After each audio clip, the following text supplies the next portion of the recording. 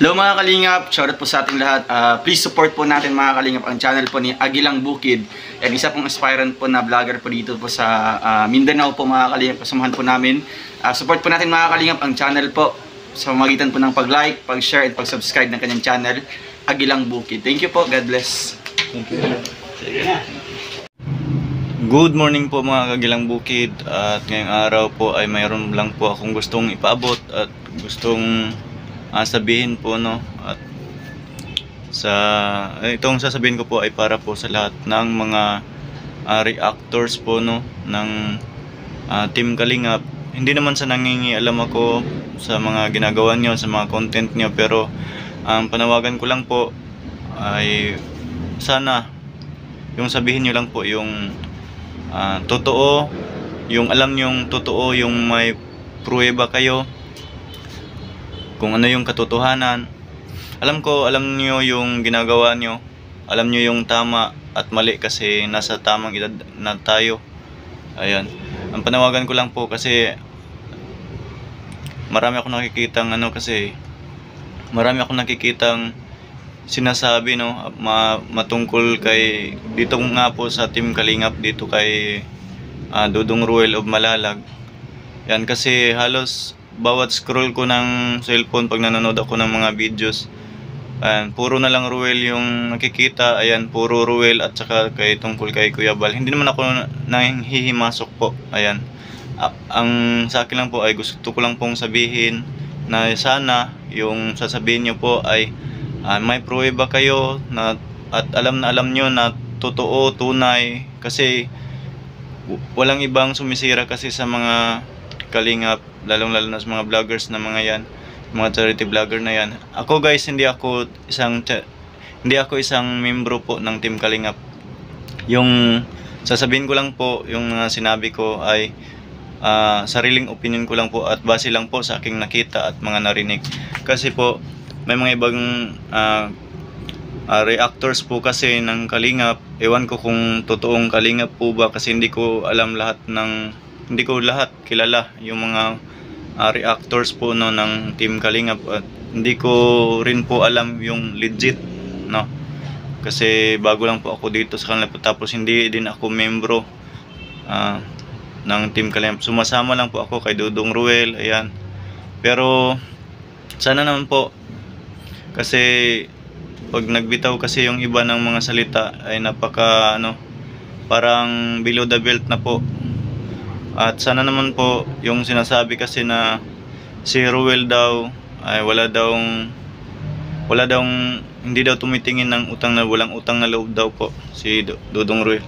Hindi daw po marunong tumingin sa pinanggalingan. Doon ako na kasi daw tinalikuran na daw ni Dudong Ruel po yung kung saan siya nanggaling, kung sino po yung nagpaangat sa kanyang channel, sino yung sa kanya na mag-vlog, saan daw siya nakahakot ng libu-libong subscriber. Ayan, at ngayon daw kinalimutan, tinalikuran, inapakan na daw ni Dudong Ruel, at sinabihan pa nga doon, may isang reactors na nagsabi na hindi daw marunong tumingin sa pinanggalingan. Ayan, walang utang na loob.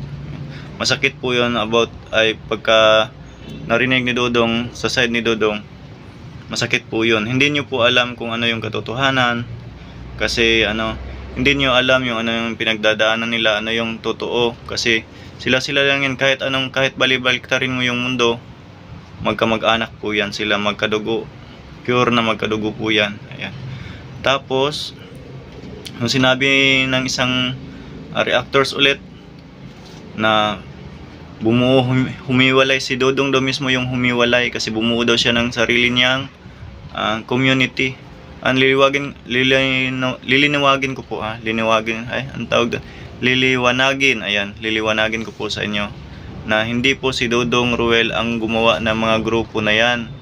Ang mismong gumawa ng mga grupo na yan, katulad ng Rochelle supporters, Rochelle fanatics, yung mga ganyan, mga iba-iba, Rochelle supporters worldwide, yung mga ganyan. Hindi si Dudong Ruel ang gumawa niyan, at saka hindi si Dudong yung founder niyan.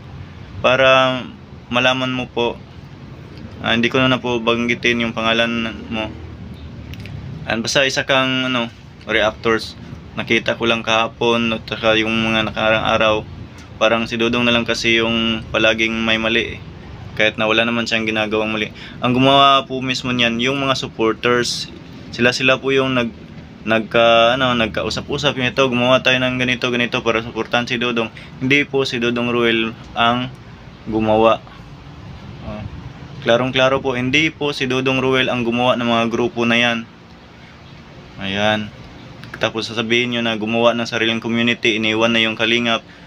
Hindi, kung mapapansin nyo, kung hindi kayo mga bingi at hindi kayo mga bulag, lahat ng vlogs ni Dudong Ruel, pinopromote niya po yung tito niya.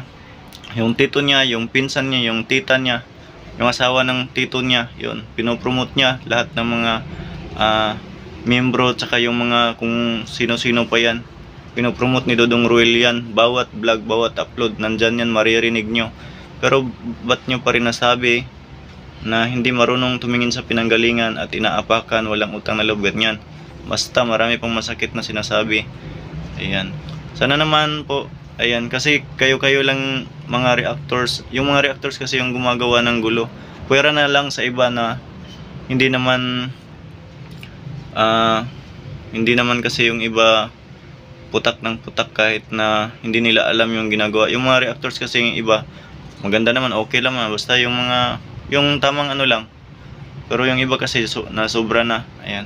Hindi ko rin alam kung tunay o legit sila ng mga reactors po ng Kalingap. At yun lang po ang gusto kong ipaabot sa araw na ito, at maraming salamat. God bless us all. Sana nasa magandang kalagayan po kayo.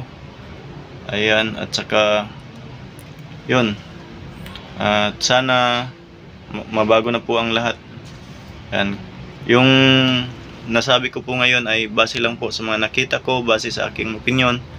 At sana lang po, ulit-ulitin ko, sana lang po ay sa next time pag maggagawa nga kayo ng reaction video, hindi naman yan hindi nyo, basta sana ayusin nyo at igalang nyo naman po yung magtito.